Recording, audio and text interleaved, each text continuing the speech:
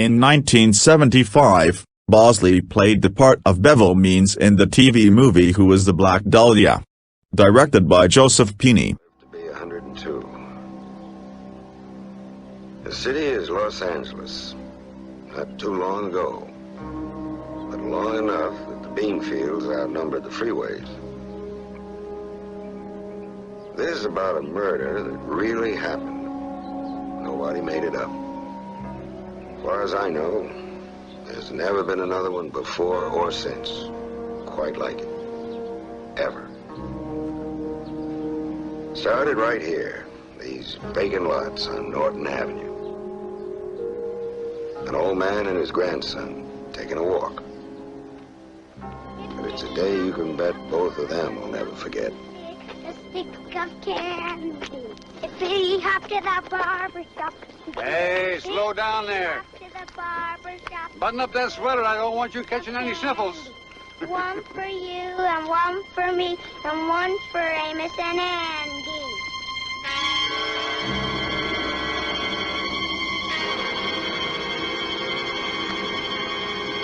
Grandpa, look!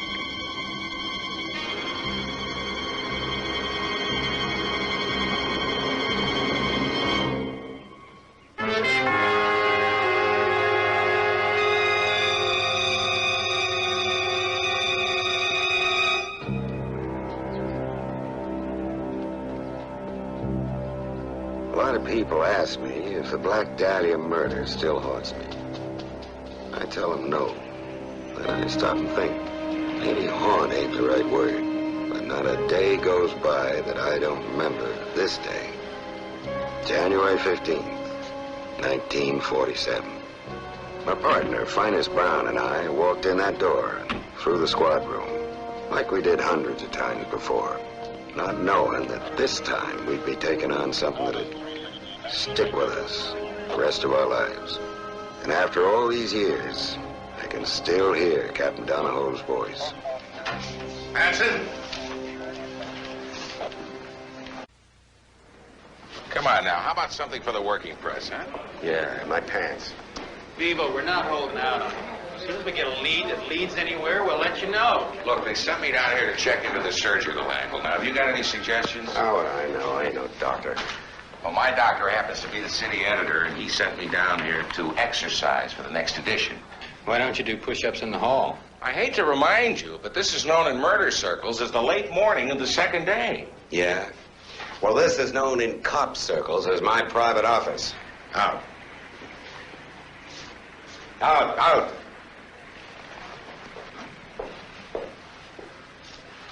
Excuse my back, Sarge.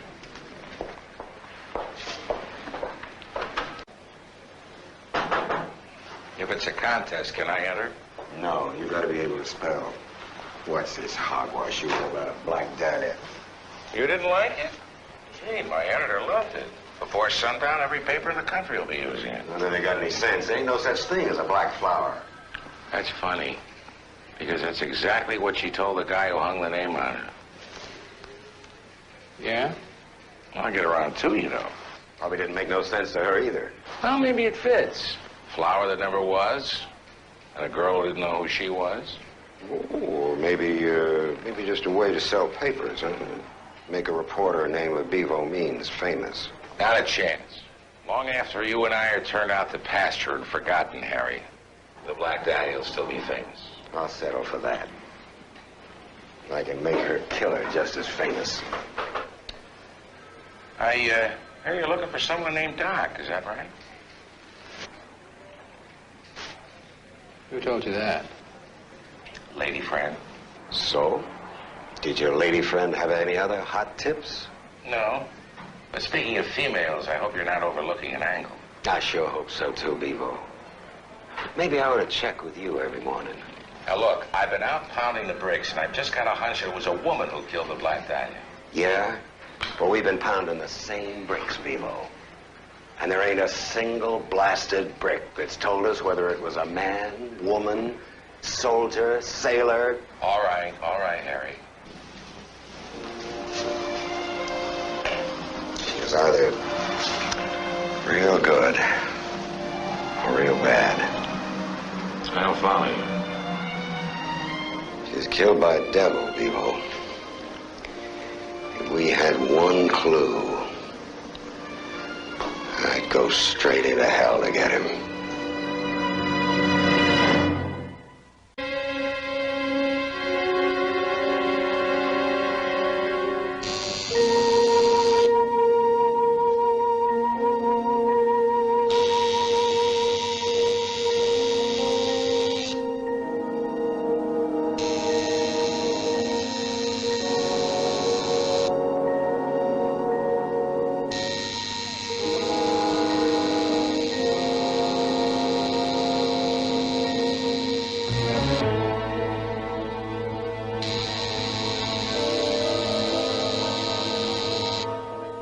Done.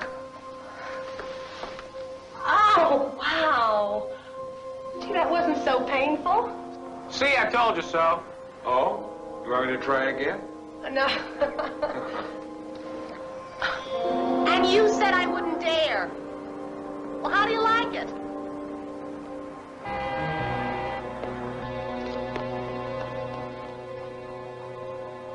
Hey, where'd he go?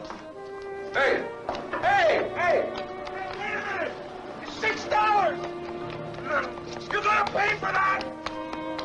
Bosley also played the part of Incredible Man in the episode The Incredible Man from the series Insight. In addition, he was Marcus Damien in the TV movie The Last Survivors directed by Lee H. Katzin. He was Jack Flaherty in the episode The Sentry from the series called Jack the Night Stalker. Bud Armstrong in the episode The Adventure of the Comic Book Crusader from the classic TV series Ellery Queen. Norman Smith in the TV movie The Night That Panicked America directed by Joseph Sargent. And John Brewster in the episode The Crusader from the series Mobile One. In 1976, he played the part of Spinner in the Disney movie Gus, directed by Vincent Vita, and the part of George Havlicek in the pilot movie from the famous series The Love Boat. In 1977, he played the part of Dr. Lewis Hedler in the miniseries Testimony of Two Men and the part of Dr. Andrew Brantford in the TV movie Black Market Baby. In 1978, he was Edward Edwards in the TV movie With This Ring directed by James Sheldon. He also was Benjamin Franklin in the miniseries The Bastard. He appeared in the comedy variety show The Hanna-Barbera Happy Hour, and he dubbed B.H.A. Humbug and Esquire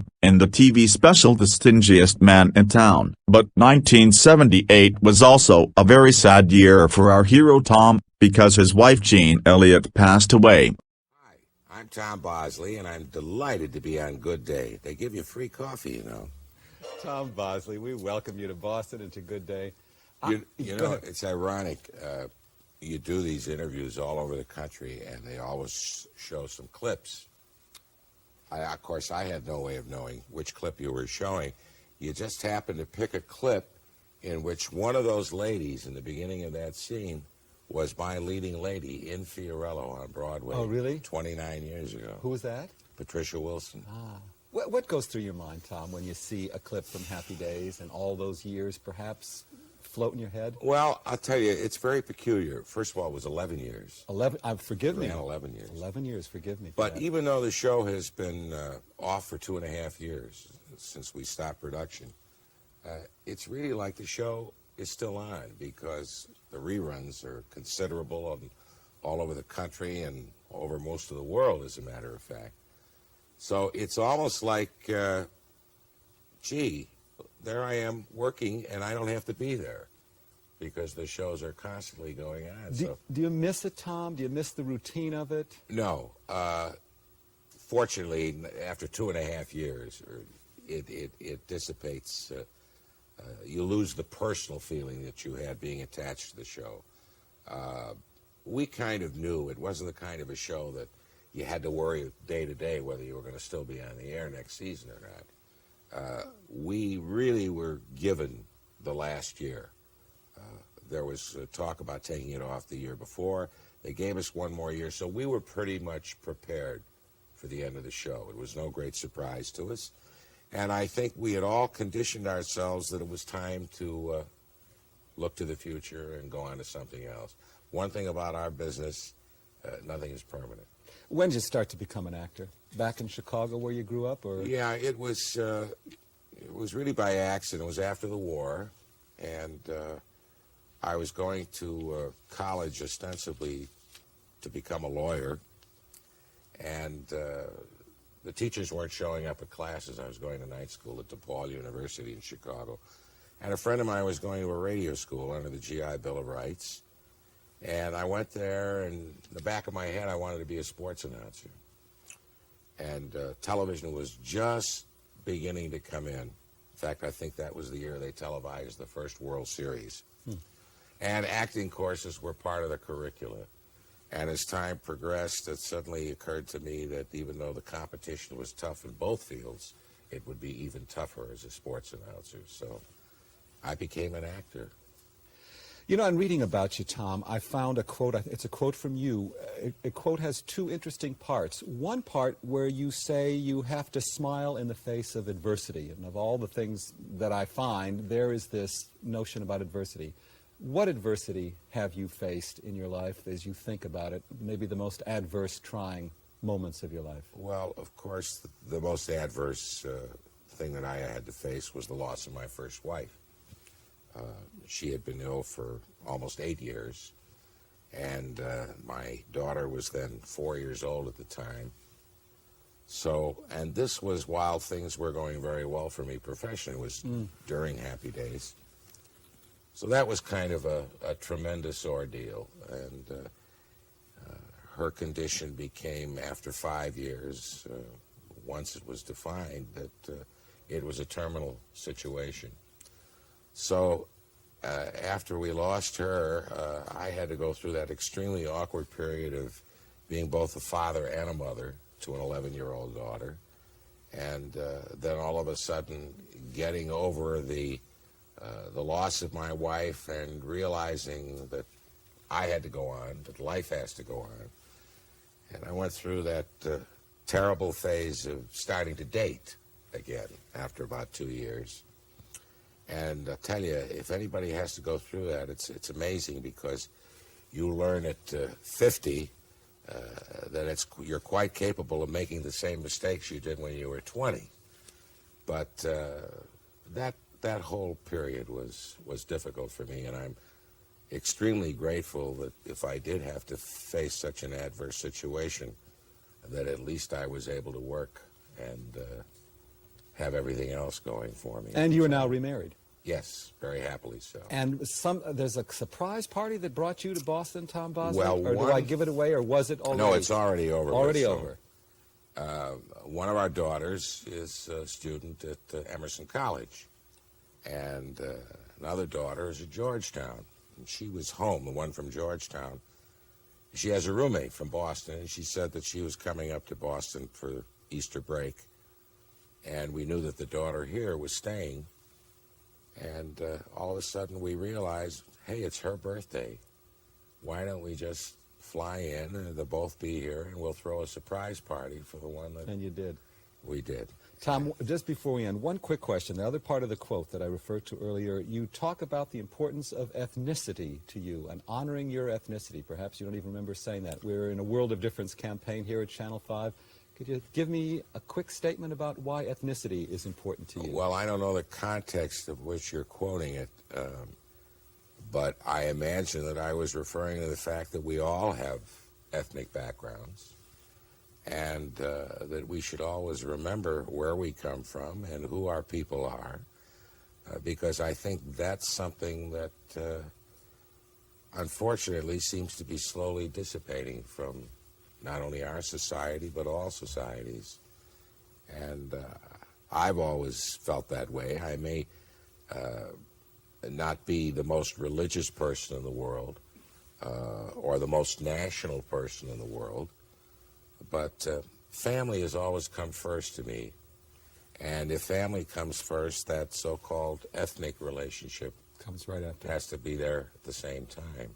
So I'm sure that's what I was referring to. Tom Bosley, a great delight to meet you. Thank you, All Tom. good luck to you. Safe trip back to Hollywood, and come visit us Thanks. as often as you want. Don't ever change your name. In 1979, Bosley played the part of Morris Feldman in the TV movie The Triangle Factory Fire Scandal, directed by Mel Stewart. Best known for directing the cult family movie Willy Wonka and the Chocolate Factory. He also was Henry Elliot in the TV movie The Castaways on Gilligan's Island directed by Earl Bellamy. Finally, he was Benjamin Franklin in the miniseries The Rebels and Frank Weber in the TV movie The Return of Mod Squad. In 1980, he played the part of Norman in the TV movie For the Love of It directed by Hal Cantor. In 1982, he was Frank O'Hara in the movie O'Hara's Wife directed by William Bartman. He was Robert Stackpole in the episode Light Fingers from the series Tales of the Unexpected by Roald Dahl and Howard Cunningham in 2 episodes from the series Joni Loves Chachi. Between 1982 and 1987,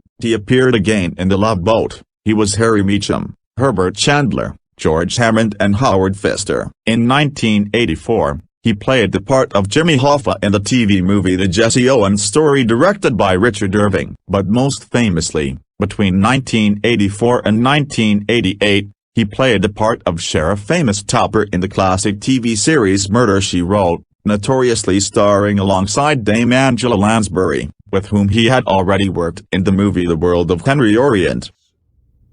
Created for Jean Stapleton. And I guess she didn't want to do it or something. And they approached Angela. Now, they had reshot the pilot, I guess. I'm not sure. Anyway, they were opening with this 2-hour episode. And they called me in to play the sheriff. Now, Angela and I had worked 20 years before, maybe a little longer, in World of Henry Orient. And when it was over, it was a lot of fun doing. And we did, I'm trying to think if we were on location. I guess we were.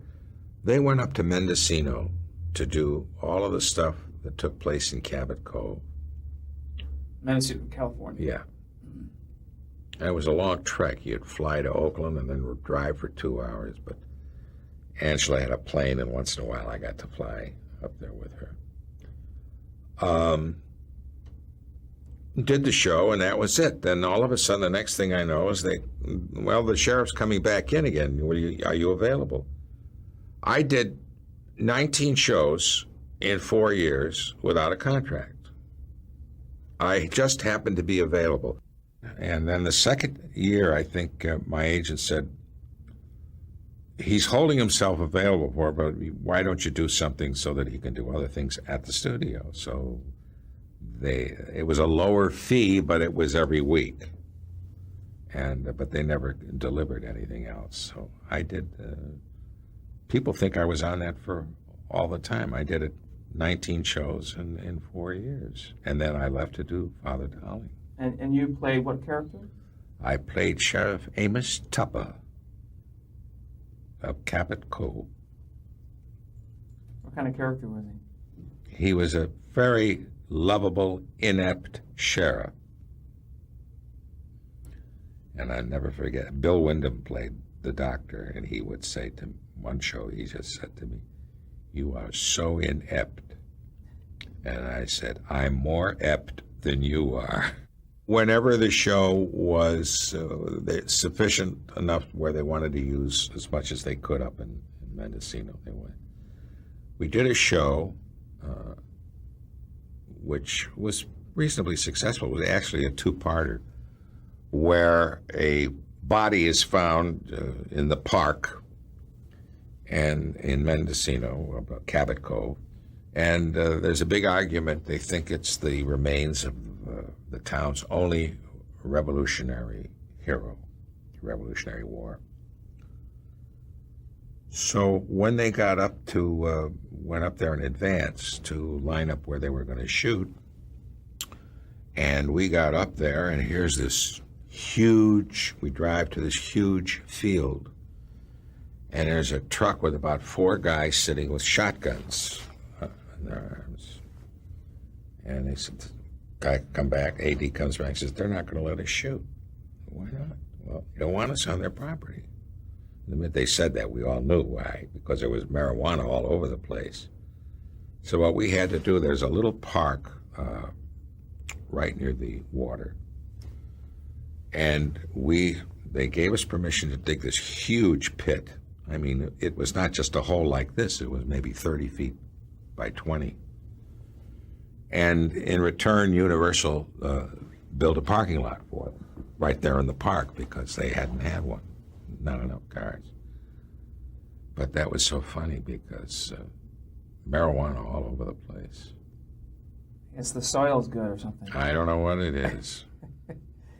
The urge to raise it was good. Tantalizing taste.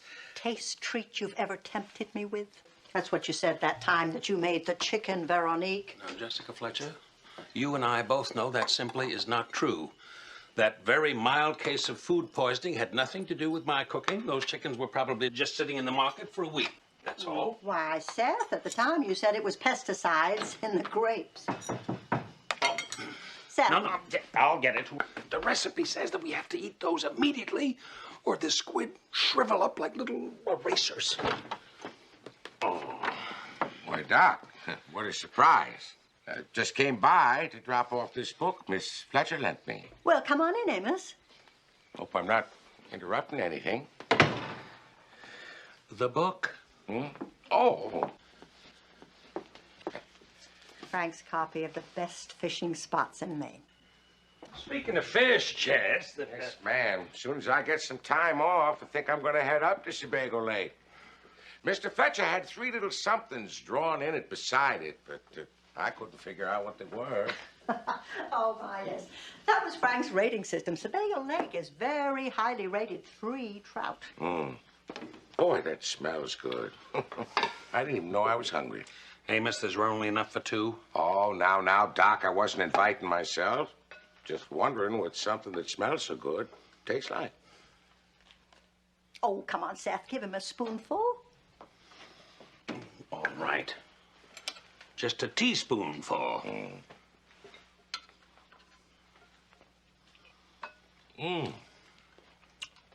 That tastes as good as it smells.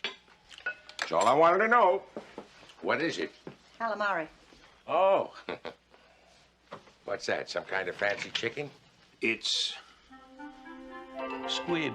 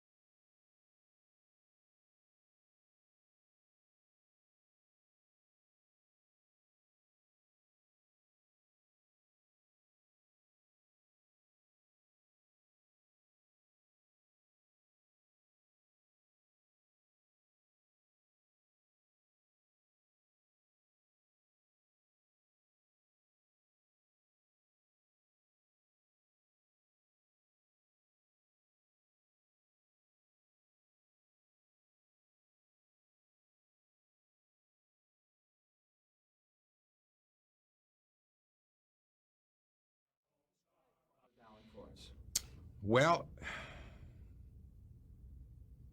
he's a lot like Tom Bosley. What way? He's calm, quiet, and... that same year, Bosley also dubbed David the Gnome in The World of David the Gnome, directed by Luz by Esther. In 1989, he played the part of Lieutenant McIntosh in the movie Wicked Stepmother, directed by Larry Cohen. And when they talked about doing this show, they talked about having a more mature and straight-laced nun to work with him. And I said, you know, it's much more interesting if you get somebody who's been in a lot of trouble and gotten rid of that and has gone to become a nun, and you got a young girl. And of course, that worked out. That was really the kicker for us. And then later on, they brought in this wonderful actor, James Stevens, and of course, dear Mary Wicks, who played the housekeeper. When we were casting it, they'd sit around there and they'd say, what you really want to hear is somebody like Mary Wicks. And I said, get Mary Wicks. And she came in, she had bad eyes as far as reading, and she had the sides, the print was like this. And one look at it, they said, no, you don't have to read that. You got the part. And she was wonderful. She was our leader, really, on that show. She made sure that the sound stages were warm, and that the locations, when it was hot, that the trailers had air conditioning in it. She was wonderful. And I really enjoyed that show. I think I enjoyed that show more than anything I've ever done because, well, it was my show. I mean, I didn't create it. I didn't have a piece of it or anything, but it was my show as far as the role. And, it was something that I think that I felt I deserved at that time to have my own show. Why do you think the show was a success? I mean, what elements do you think people were drawn to? I think they were drawn to the fact that we showed different aspects of, even though mystery and murder and crime was the main thing, but we showed different aspects and different relationships between the church and the layman. It was just something that we regarded very highly. We did a show that I never thought that the networks would allow, and that was John Rubinstein comes into my confessional, and it turns out he's my son from a relationship that I had prior to going into the priesthood, which is perfectly fine, And then he's up for murder, so I have to try and get him clear. Well, that was two things. That was a priest finding a son and defending him out for murder, and trying to establish a relationship, which the two of them in the end know will never happen. His mother is no longer alive, and I inquire. I tell him that I loved her very much. Why did the show go off the air? Well, there are all kinds of stories. We were told that we were coming back for at least another year, and there was a show with James Earl Jones that they had tried the year before, where he becomes a social worker after he gets out of prison. He's been in prison, and it was a good show, but nobody watched it. So they were trying to revamp it, and by revamping it, they wanted Richard Crenna to join the cast. And I was down in the desert, and I got a call from the guy from Viacom, and he says, looks like we're in. This was on a Saturday, and they're announcing it on Monday morning. And he calls me with tears in his eyes on Monday. What happened was the network gave Richard Crenna's agent till midnight on Sunday to make the deal. And if they didn't make the deal, the show wasn't, James Earl Jones show was not going to go on the air. And they made the deal, and we were the show they dropped. And the James Earl Jones show, I think, got on for 2 episodes and was canceled. So you win some and you lose some. That must have been hard, though. It was, because they had blown us up to the fact that we were going to be on the air. How'd it go at the bank? We're overdrawn. How did it go at the soccer game? We're overmatched. If we don't get a decent goalie by next week, we might as well cancel the game. You know what Father Farina over at St. John's does? What? His goalie's a ringer. We don't know that. We do know that. He's an upperclassman from public school. Steve, we can't cheat no matter who else does. The important thing is how you play the game. Well, that's fine as long as we win. Sister Stephanie, I do not hold lunch. Oh, yes, Marie. I'm sorry. It just took longer at the bank than I anticipated. Father Hanukkah was always on time for everything. You could set your watch by him. Well, I'm off. You may find something in the icebox. Beam her up, Lord. Charity, Steve. If Marie prefers my predecessor, that's her right. Father Hanukkah died 15 years ago. Well, some people take longer to adjust than others. Lord knows she may be right. Can hardly set your calendar by me. Knights of Columbus dinner tonight, don't forget. Oh, really? Tonight, is it? Yep. And it's a fundraiser, Frank. You gotta get in there and make them give you money. I hate raising money, and I do it so badly. Well, you just gotta do it. I mean, the bishop's not gonna give us any more. And what are we supposed to cut? Soccer? Senior citizen outings? Yeah, I know. I'll do it. It's just that...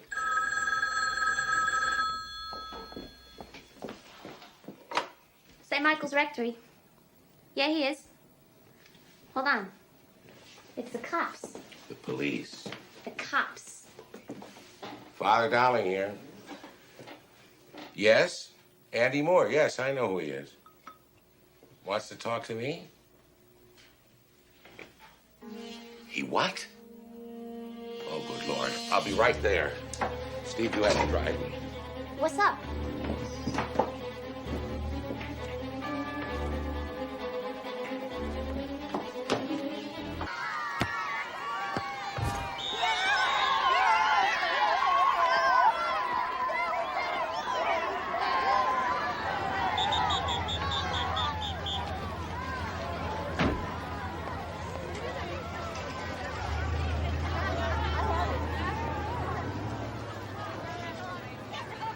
I fell asleep. Well, I was up late last night, and I'm not used to that. What happened? We won! Was it spirit or fate? No, it was goaltending. Our new goalie. Steve? But you're a ringer. No, I'm not. Girls can play on the team as long as they're members of St. Michael's Parish. Where in the rules does it say a nun can't play soccer?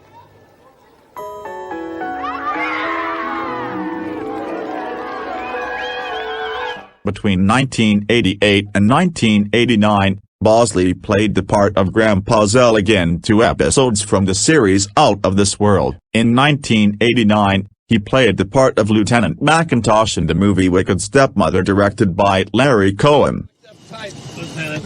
Try the back? Yeah. No one seems to be answering, but the 2 cars are still in the garage. This place looks like hell. Nobody cut the trees, grass growing all over the place. Right this way, Lieutenant. I'm telling you, something happened to him. It was that old woman. Well, I'd take it easy if I were you. Look, why don't you see if your key still fits the locker? I was with the Clintons for 20 years, and then she shows up, worms her way into the family, and gets me fired. Hello? Anybody home? Police officers here. I knew it when she first came into the house. She wasn't any kind of cook like she claimed. There was something wicked about her. How old would you say she is? Could be 100. Always smiling at you real sly. Smoking like a fiend. Take my advice and check with the bank, Lieutenant. I already have. That's why I'm here. All the accounts were cleaned out right after the first of the month, down to the last dollar. Nothing down there, no fresh cement. All right. I'm going to get a court order to dig up the cellar and all around the outside of the property.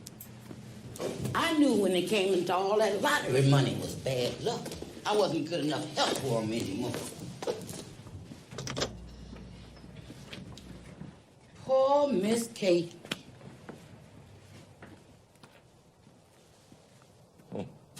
Pretty kids. Cute family. You've got to stop this woman, Lieutenant, or she'll do the same thing again to somebody else. She probably already has. Everything you've told us about her, Mandy, matches the M.O. of a woman that's being hunted in 5 states, from Massachusetts to Colorado, now here in L.A. She's clever, she's ruthless, and she is very professional. I think you're lucky to be alive, Mandy. And don't I know it? Come on, I'll have one of the officers take you home.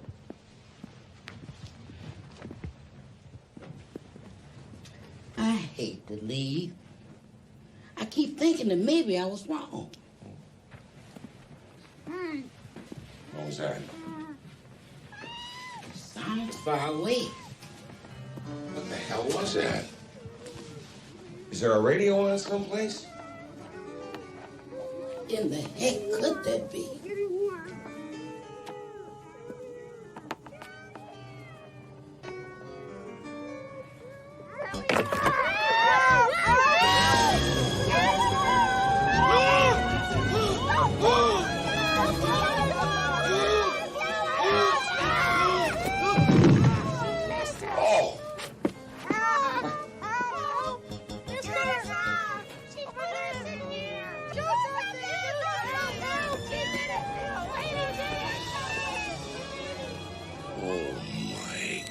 God.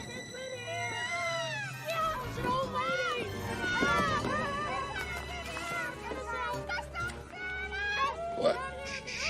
Just calm down. It's all right. It's gonna be all right. He also was Daryl Price in the TV movie Fire and Rain, directed by Jerry Jameson. Between 1989 and 1991, he was Father Frank Dowling and his twin brother Blaine Dowling in the TV series Father Dowling Mysteries, as it had been in the previous TV movie. Starring alongside him was Tracy Nelson, with whom Bosley had previously worked in Yours, Mine and Ours, when she was only 5. Since my last confession, Father. Blaine? Is that you? You remembered?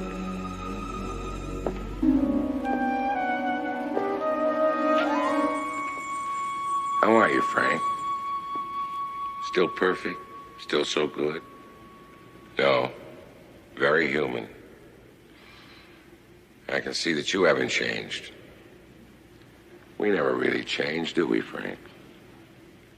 We can, if we'll try it. I always regretted that I was never able to help you. Still trying to save me, huh? No. Only God can do that. You're involved in something here.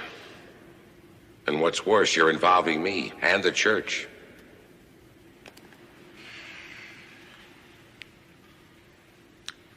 I came here to warn you. Leave this alone, and you won't get hurt. Greg? Steve, come here.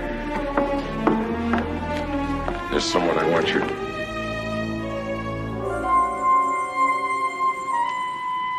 meet. Hello, Frank. Wayne. I heard Daphne came to one of your services. I need your help, Wayne. That poor woman thinks it was me that seduced and swindled her. Oh, I didn't set you up, Frank. You're not going to straighten this thing out for me, are you? Of course not. Then why did you come here?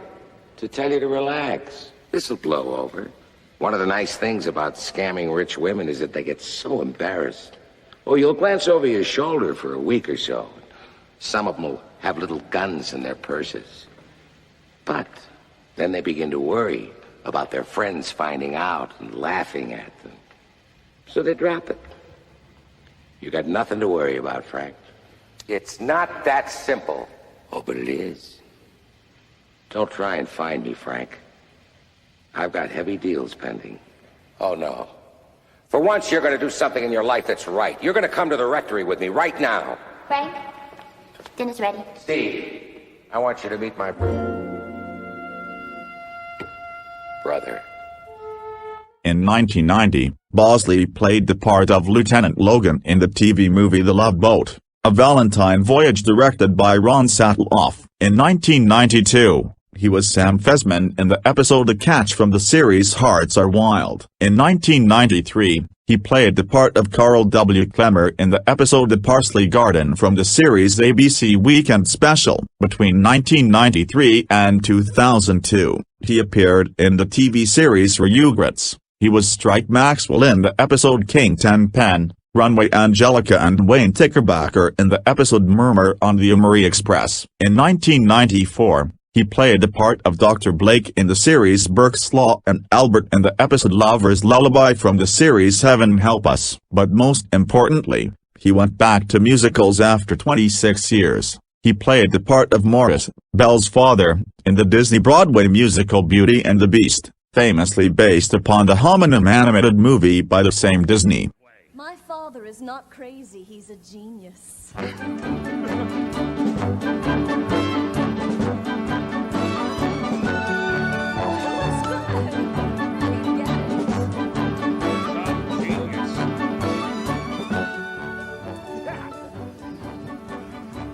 What's a genius?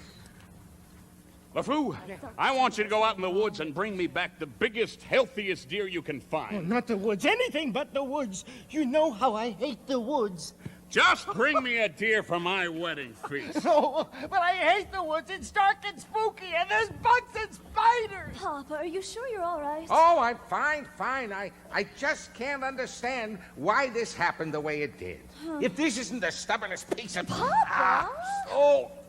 I'm about ready to give up on this hunk of junk.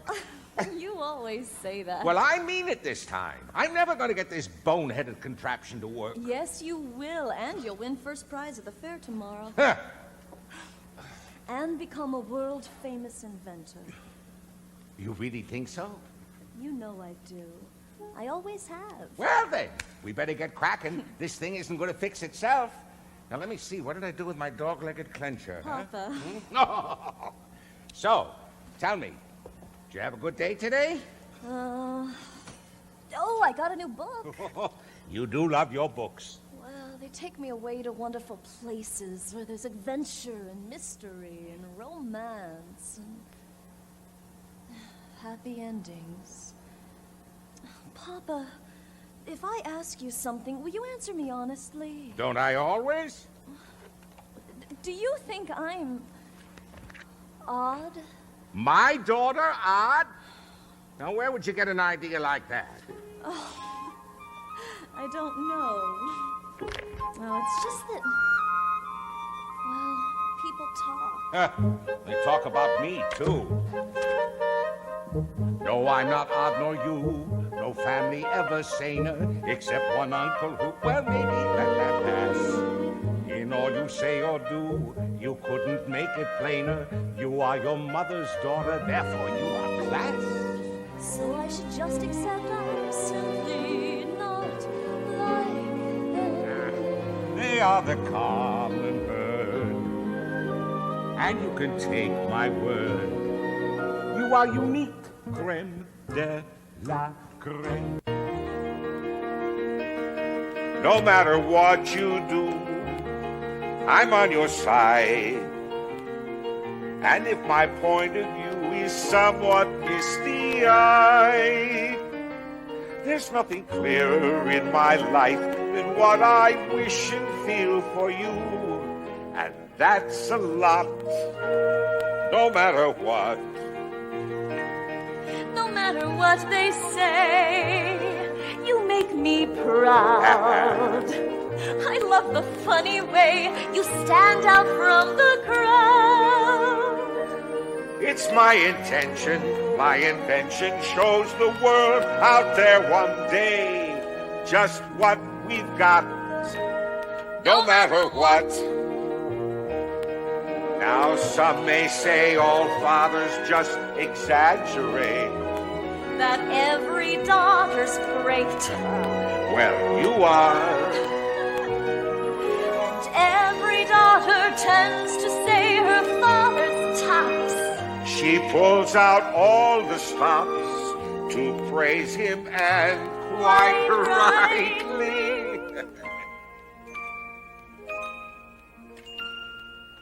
No matter what the pain, we've come this far. I pray that you remain exactly as you are. This really is a case of father knowing best. And daughter too. You're never strange. Don't ever change. You're all I've got. No matter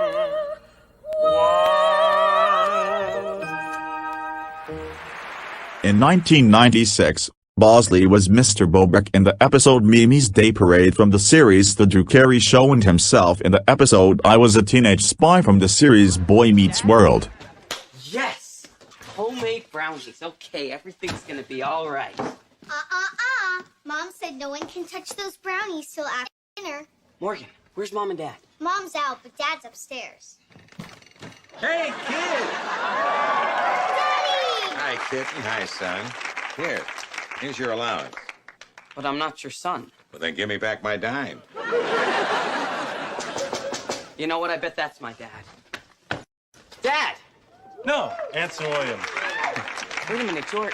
No, Anson Williams. Like I said I was. Anson Williams? Not who you think I was. Let's just drop it, all right? Just calm down, young fella, and have a nice brownie, huh? Oh, thanks, Mr. B. What's the matter with you, son? You look like you lost something. I have. My entire life. I can cheer you up. You know, when I was down in the dumps, my parents used to say, come to think of it, I didn't have any parents. Not even a house.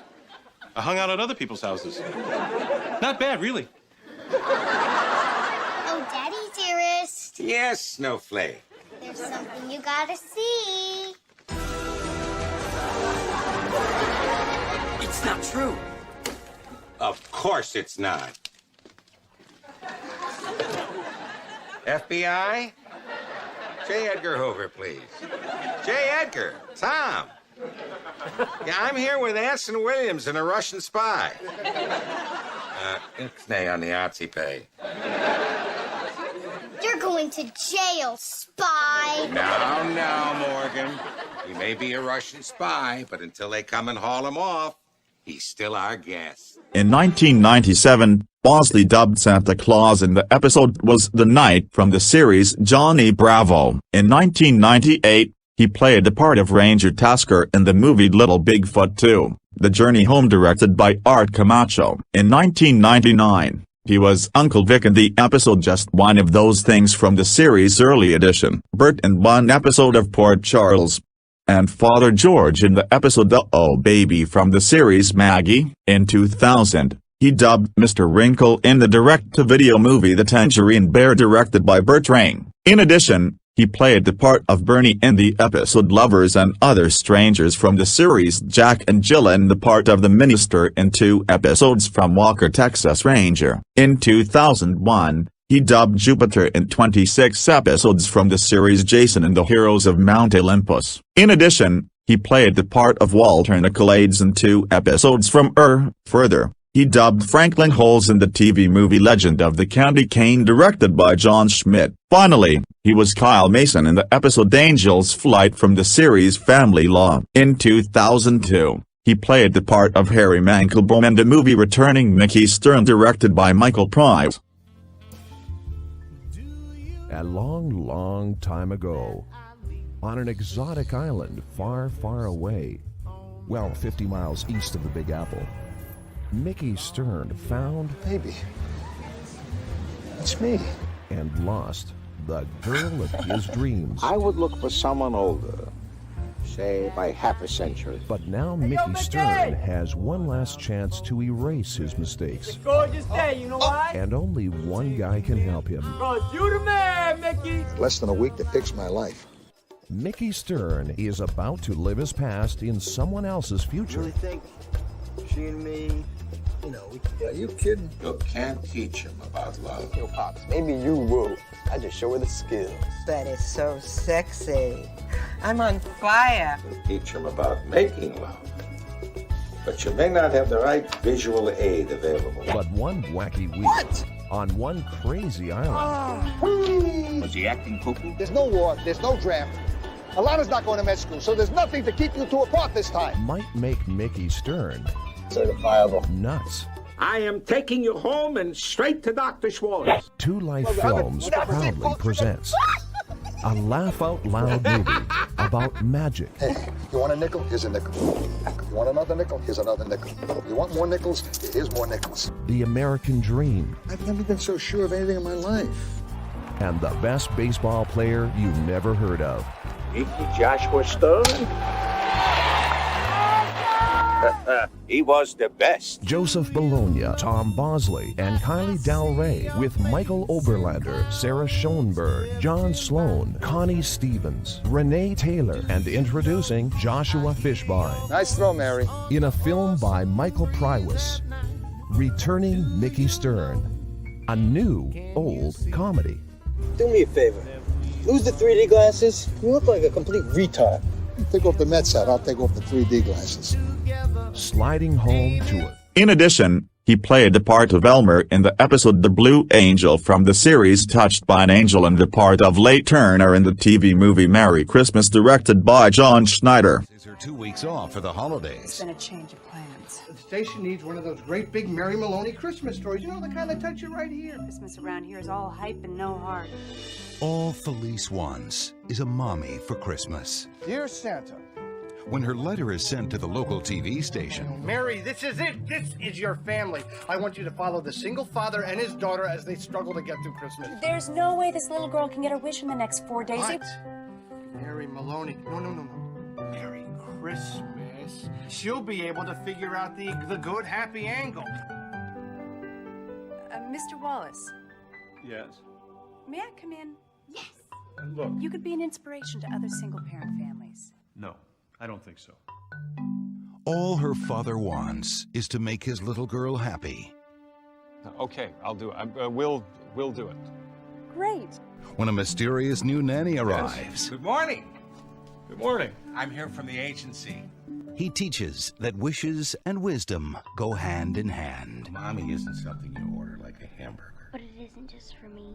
It's for Daddy, too. So with a little help and a little faith, Christmas wishes can come true. Experience the magic with a story that will warm your heart. Starring John Schneider, Cynthia Gibb, Tom Bosley, and introducing Jenna Boyd. Merry Christmas. It's what every Christmas movie should be.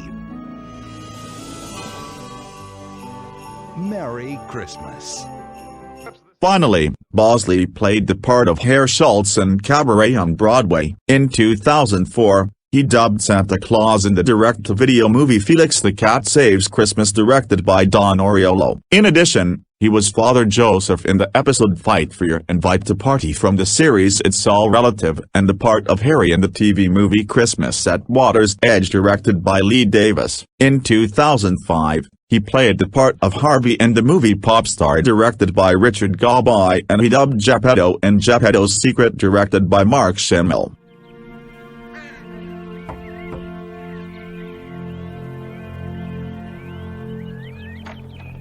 Good morning, Mr. Sneap. You're early. Late. Don't you know time is money? But the sign wasn't due until tomorrow. And such shoddy work. All I can say is you're lucky I'm a kind man.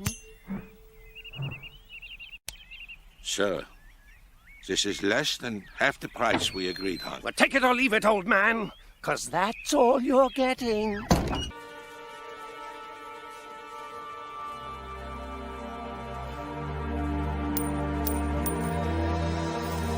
Excuse me, miss? You dropped a coin.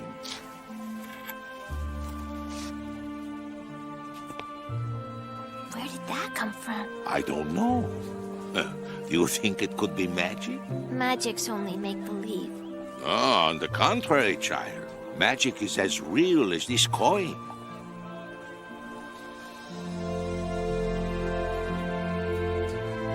Now, go. Your mother's waiting.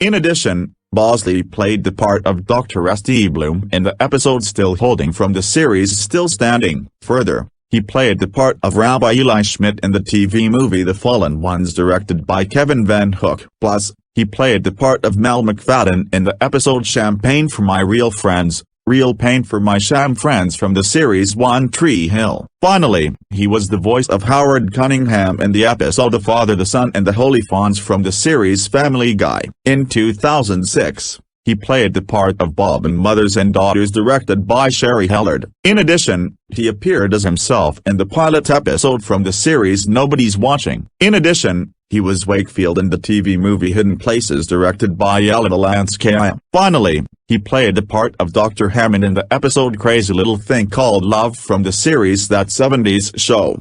2006 was also the year in which Bosley went on stage for the last time. He played the part of Norman Ayer Jr. in a national tour of On Golden Pond. And Tom Bosley, I thank you for coming to Fort Worth to our Bass Performance Hall with On Golden Pond, which I told you last night I thoroughly enjoyed. And your performances are just perfection. Now then, I've seen it. It's been a while since I've seen either the film or the stage play. Did not see the Broadway revival.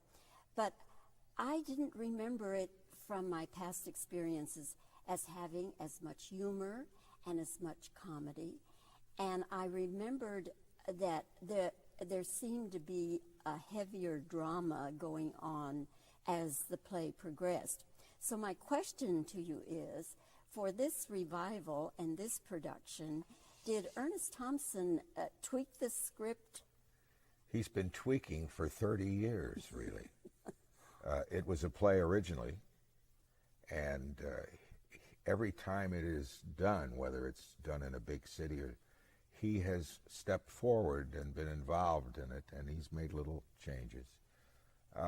I think there's a tremendous distinction between the film and the play itself as it is now. You know, our director, Leonard Foglia, said that James Earl Jones played, that they purposefully did not want this to be played for comedy. They want this to be played for people who are repressed and who, you know, the sadness of the daughter that can't communicate with her parents and so on. And that James Earl Jones was so amazed because he came off one day and he said, you know, the meaner I play it, the funnier it is. So I don't know what's wrong with the American public, but they seem to find misogyny very funny. I think also there's a great percentage of the population that will see this play that has also experienced many dysfunctional situations in their own families. And they say, oh, I remember that. Mm-hmm. Now it's funny. It wasn't then, but maybe now it's funny when you see these dysfunctions moving around in other areas. So, yeah, I think a lot of the laughter is identification. Sure, personal identification.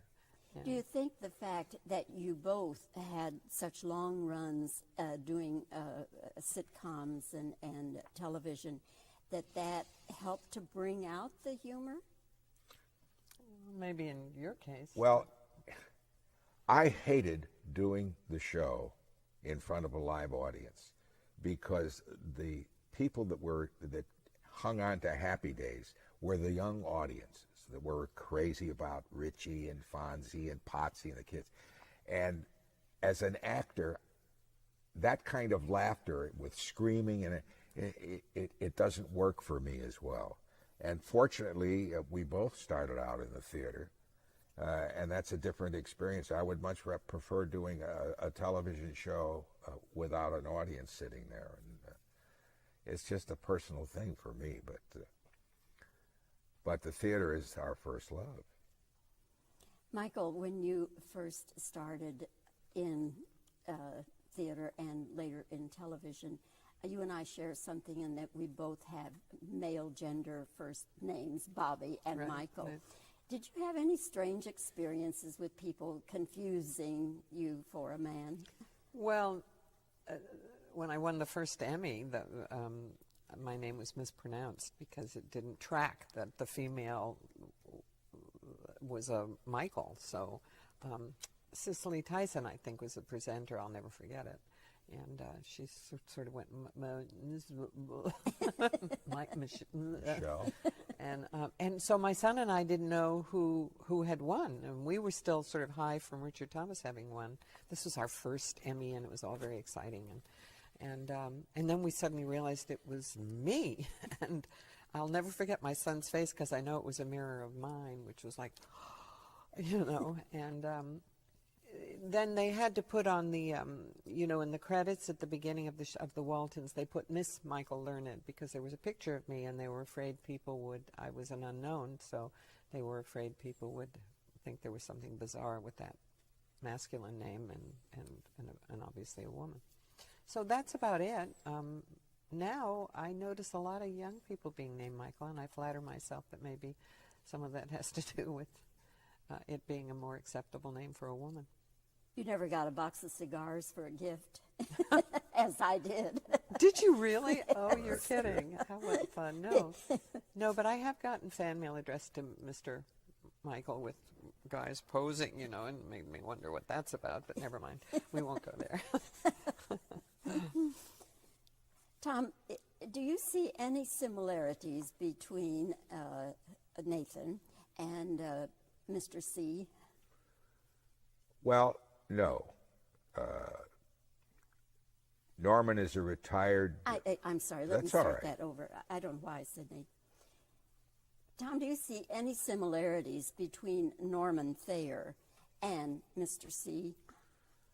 I think the big difference is the fact that Mr. C, during his time, was around 45, and Norman Thayer, Jr., is having his 80th birthday. I don't think Mr. C had as dysfunctional a relationship with his kids the way Norman does with his daughter. So there is a big difference, I think. You won a Tony for playing Fiorello. Yes. And younger people maybe don't even know who Fiorello was. So do you want to explain for the younger members? Well, Fiorello was for Fiorello LaGuardia, who was the famous mayor of New York City during the 30s and early 40s. And George Abbott and Hal Prince got together and made this wonderful musical about him, which was very New York kind of show, and everybody loved it. So it was a very successful musical. We won the Tony, and I think we got the Peabody Award too that year, if I'm not mistaken. Not the Peabody. It's the Pulitzer Prize for the theater that same year. And was that your first Broadway show? That was my first Broadway show. Wow. I thought I was auditioning to be the understudy, and they kept calling me back. And then the last time they called me back, they had the lady Patricia Wilson, who ended up being my leading lady.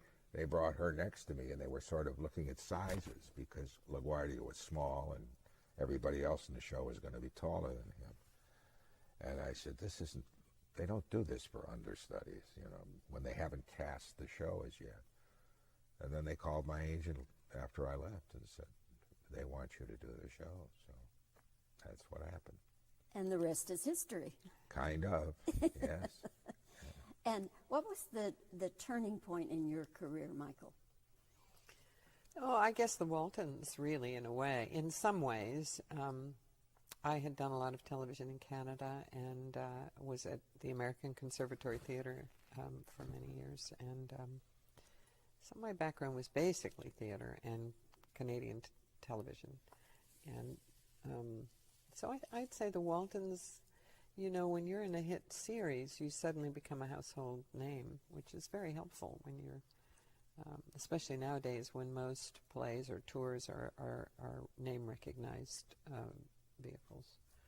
Name recognizability, I guess, is what it is. So, you know, that was very helpful. In other ways, you sometimes wonder if, you know, because you're so identified with a character, whether it inhibited perhaps films and stuff like that. But I'm very grateful for everything that's come my way. I wasn't necessarily when I was younger, because I was stupid, you know, in that when you're young, you sort of think, well, I should be playing this part and that part and not pouring coffee on Walton's Mountain. But it was a great experience. Is there any similarity between Ethel and Olivia? I think they're both feisty. They both love their husbands. I think I think the relationship between Olivia and John Walton was more 50-50 than the relationship between Norman and Ethel. And Norman sort of runs the show. Everything revolves around him on Golden Pond. And I think on the Waltons, Olivia and John were partners. It was more equal. So that would be the difference. And the similarity in that they both love their husbands. Well, I thank you both for your time today, and I hope you enjoy your run here in Fort Worth at the Bass Hall. And again, thank you personally from me for a wonderful evening of theater with On Golden Pond. Oh, thank you, Bobby. That's so sweet. Thank you. You're ready? Okay. And if you'll just start to answer, and then I'll wave you off, because we already have your answers. Okay. You rolling? I'm rolling. It seems to me there's so much more humor in this On Golden Pond than others I've seen.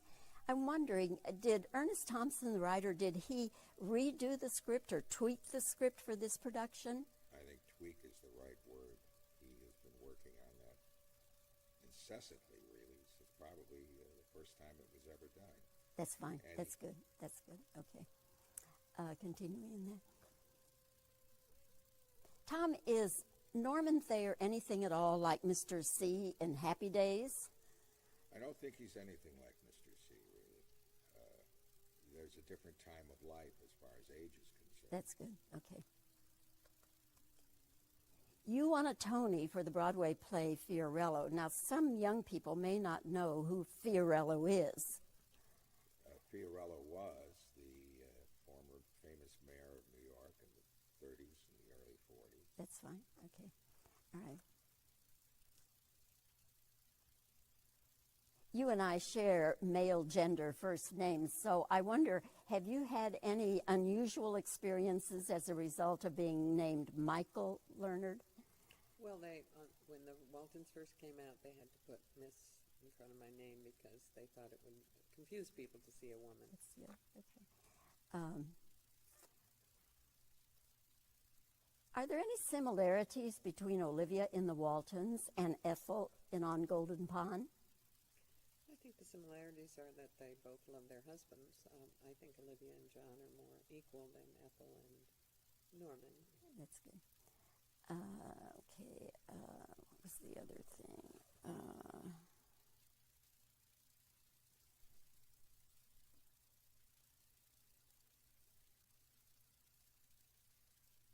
Oh, I didn't ask you this, but I will ask you now. Are you going to do any more roles as Mrs. Wilk in Scrubs? They keep saying that they'll bring me back as a ghost, but has it been renewed? I don't know if it has been, but I had a lot of fun doing that show. It's a great show. In 2008, Bosley played the part of Charlie in the TV movie Charlie and Me, directed by David Weaver. Do this one thing. For a young girl who always had a hero.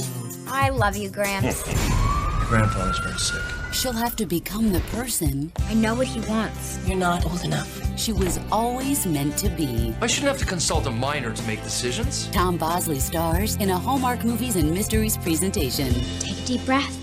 Relax. Charlie and Me.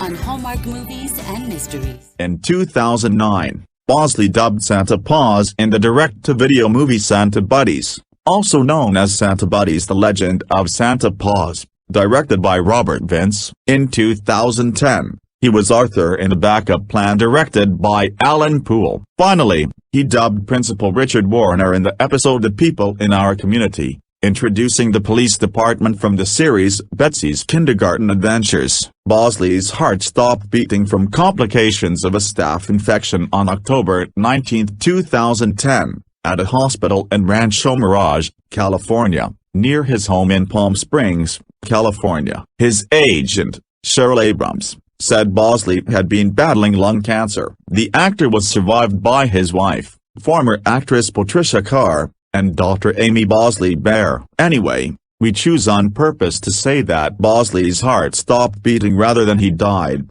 because he will never die. For everyone who has been loving him all these years, Bosley certainly was a complete artist. he was too much to be forgotten. So, heartily, thank you Tom. Thanks so much Bosley, for giving so much to us all. Actually, we are not able to thank you properly. So, it's up to you to have the last word on this documentary about your amazing life. I think it's changed a lot from, let's say, when I started out. When I was a kid, if you wanted to be an actor, there were so many places where you could go and fail. Stock companies.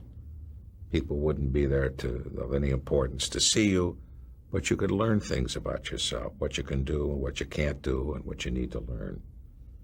But there aren't that many places, as Danny Kaye says, there's no place to fail anymore. So I would advise young people, colleges today, universities, have some of the finest drama departments there is, also including wonderful facilities, both technical and wonderful theaters.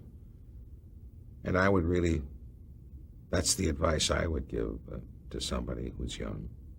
If they're older than the college age, well, then they have to just, try and go after it. They have to get somebody to work with, join groups, don't worry about money. You've got to be willing to sacrifice that, learn your craft, and take the work wherever it is. And then there suddenly appeared before me the only one my arms will ever hold.